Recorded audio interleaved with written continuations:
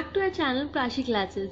कैसे हो आप सब। इस वीडियो में मैंने कुछ ऐसे इंपॉर्टेंट पॉइंट्स बनाए हैं LSA-04 लेबोरेटरी कोर्स के, जो बहुत ज़्यादा इंपॉर्टेंट टॉपिक्स में से हैं। उनके की पॉइंट्स मैं इसमें प्रोवाइड कराने वाली हूँ, क्योंकि प्रॉब्लम क्या आ रही है कि प्रैक्टिकल करने में कि उसका थ्योरी जो पार्ट है ना बहुत ज़्यादा वास्ट है।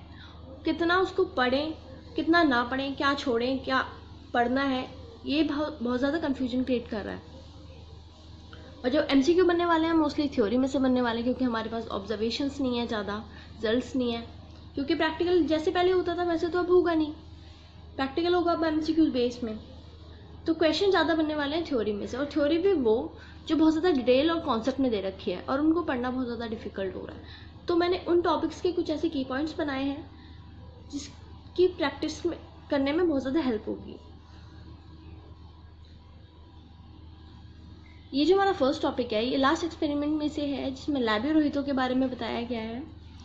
उसके फीचर्स हैं कॉमनली नोन एज रोहू। लैबियोरोहितों को रोहू कहते हैं। उसकी लेंथ है 1 मीटर, वेट है उसकी 4 kg। ये स्पिंडल शेप में दिखाई देती है। इसके अंदर म्यूकस की बहुत ज़्यादा थिन लेयर होती है बॉडी के ऊपर। लिम्स जो होते हैं उसके एब्सेंट होते हैं। फिन्स की बात कर लेते हैं। इसके अंदर 2 पेयर्ड पेक्टोरियल फिन्स होते हैं, 2 पेयर्ड पेल्विक फिन्स, 1 और 2 मीडियम डॉर्सल फिन्स। ये जो फिन्स होती है ये हेल्प करती हैं फिश को मूव अप और मूव डाउन के लिए, ऊपर और नीचे करने के लिए फिन्स हेल्प करती हैं। इसका जो टेल होता है वो उसका मेजर लोकोमोटरी ऑर्गन होता है। एयर फील्ड सैक होती है इसकी बॉडी में। सेंस ऑर्गन्स जो होते हैं वो वेल डेवलप्ड है। आइज जो है वो भी वेल डेवलप्ड है। एक्सटर्नल ईयर्स हैं वो एब्सेंट हैं, बट इंटरनल ईयर जो है वो प्रेजेंट है और वो फंक्शन भी करते हैं। नेक्स्ट हमारा टॉपिक है deep sea habitat. Angler fishes वो होती हैं जो बहुत ज़्यादा डेप्थ में रहती हैं सी के अंदर। इसके फीचर्स ये हैं, ये एक मरीन बेंथिक फिश है डीप सी के अंदर। बहुत ज़्यादा निचली सतह पर रहने वाली जो फिशेस होती हैं वो होती हैं ये। बॉडी जो इसकी है वो डिप्रेस्ड और डॉर्सोवेंट्रल फ्लैटेंड है। हेड और एंटीरियर पार्ट जो है इस बॉडी का वो बहुत ज़्यादा लार्ज है। माउथ भी लार्ज है इसका। रिकर्व्ड इसके टीथ हैं। आइज जो है वो लार्ज है और लेटरल है, जिससे कि फिशेस को हेल्प होती है कि बहुत ज़्यादा स्मॉल अमाउंट में जो लाइट की अवेलेबिलिटी है डार्क हैबिटेट के अंदर उसके अंदर वो देख पाए, क्योंकि इतनी ज़्यादा डेप्थ में रहेगी तो वहाँ पे लाइट की विजिबिलिटी थोड़ी कम होगी। तो इसकी जो आइज़ हैं, आइज़ के जो फीचर है वो बहुत ज़्यादा हेल्प करते हैं इसको बहुत ज़्यादा डार्क हैबिटेट में देखने के लिए। इसके अंदर पेक्टोरल और कॉर्डल फिन्स जो होती है वो एब्सेंट होती हैं। Angler fishes are comparatively smaller males actually attached ectoparasitically permanent to the large females. इसके अंदर स्मॉलर जो मेल्स होते हैं एंगलर फिशेस के वो एक्चुअली अटैच्ड रहते हैं लार्ज फीमेल से एक्टोपैरासिटिकली। नेक्स्ट हमारा टॉपिक है अकॉन बार्नेकल्स। ये रॉकी शोर्स क्रैब होते हैं, वो क्रैब्स जो मोस्टली चट्टानों में रहना पसंद करते हैं। ये सिसाइल होते हैं, स्ट्रॉन्गली अटैच होते हैं। ये चट्टानों से स्ट्रॉन्गली अटैच रहते हैं ताकि कोई भी टाइडल वेव्स जो होती हैं समुद्र के आसपास वो इनको बहा कर ना ले जाए।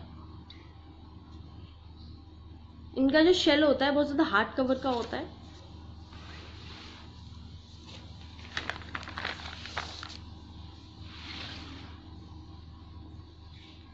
शेल के अंदर 6 कैल्सरस प्लेट होती है। अनपेयर्ड कैरिना होता है और अनपेयर्ड रोस्ट्रम होता है।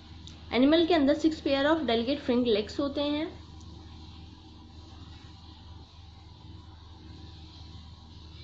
इस एनिमल की लाइफ साइकिल में स्विमिंग नेपलेस लार्वा भी होता है। शैंडी सोर हैबिटेट, सैंड मोल क्रैब। अभी क्रैब की बात हो रही है जो रेत में रहते हैं, वो वाले क्रैब की बात तो हुई थी जो चट्टानों के अंदर रहते हैं, ये रेत में रहते हैं। इन रेत में रहने वाले क्रैबों को हम मोस्टली कहते हैं हिप्पा और sand mole crab as the name suggest burrow into the sand. ये नाम इसलिए डाला गया है क्योंकि ये सैंड के अंदर दब के रहते हैं, फंस के रहते हैं। Keeping in mouth part above to filter food from the water. ये अपने माउथ की जो पार्ट है उसको ऊपर रखते हैं ताकि जो वाटर में से अपना फूड को फिल्टर करके ले सके।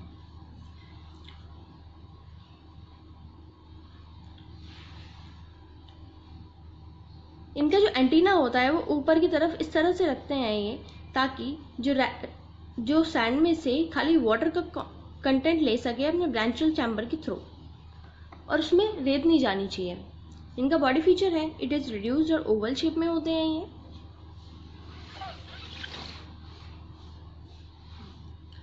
स्टॉक कंपाउंड आइज होती हैं इनकी, शॉर्ट एंटीना होता है, लॉन्ग हेरी एंटीना होता है, रिड्यूस्ड रोस्ट्रम होता है। 1 पेयर ऑफ अपेंडेजेस होते हैं, गिल्स जो होते हैं वो उसके अंदर प्रेजेंट होते हैं। एब्डोमेन जो होता है बहुत ज़्यादा छोटा होता है। Terrestrial habit, desert horn toad. ये डेजर्ट हॉर्न टोड जो है वो एक तरह के रेप्टाइल्स होते हैं, इनको फायरनसोमा कहते हैं। ये वेज शेप इनका हेड होता है। इनका डॉर्सल सर्फेस जो होता है वो येलोइश ग्रे होता है ताकि ये ब्लेंड हो सके इजीली अपने सराउंडिंग में। इनके जो ईयर होते हैं वो एब्सेंट होते हैं। आईलिड्स जो होती हैं वो पूरी कंप्लीट होती हैं। टीथ जो है उसके होमोडोंट होते हैं। नॉस्ट्रल्स जो होती हैं वो अपवर्ड की तरह, जो नाक का जो एरिया है वो थोड़ा अपवर्ड होता है, उठा हुआ होता है। Tail is short and spine, जो इनकी पूंछ होती है वो ज़्यादा शॉर्ट होती है। मोस्टली रेप्टाइल्स की जो टेल होती है वो शॉर्ट ही होती है।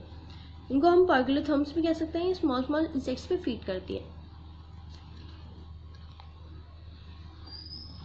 नेक्स्ट जो हमारा टॉपिक है that is squamous epithelial cells. ये जो होते हैं वो थिन और फ्लैट सेल्स होते हैं। इसके अंदर बहुत कम अमाउंट में साइटोप्लाज्म होता है। न्यूक्लियस इसके अंदर राउंड होता है, इरेगुलर इन शेप होते हैं।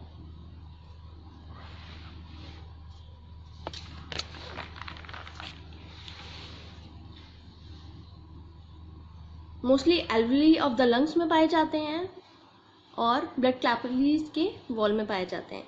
ये सेल प्रोवाइड करते हैं smooth lining.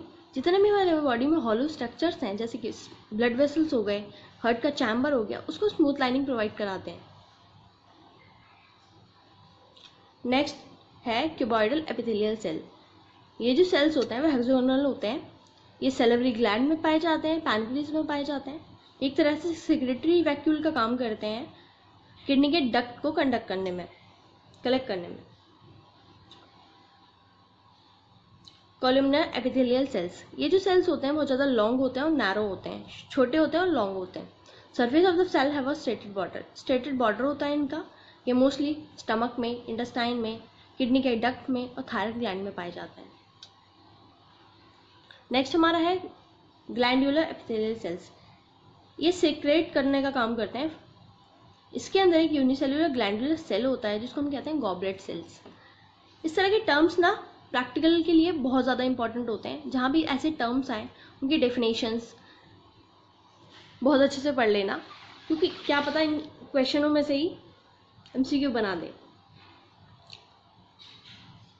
Both exocrine and endocrine glands made up of these cells. जितने भी हमारे बॉडी के अंदर एक्सोक्राइन और एंडोक्राइन ग्लैंड्स हैं वो ग्लैंडुलर एपिथेलियल सेल से मिलकर बने हैं।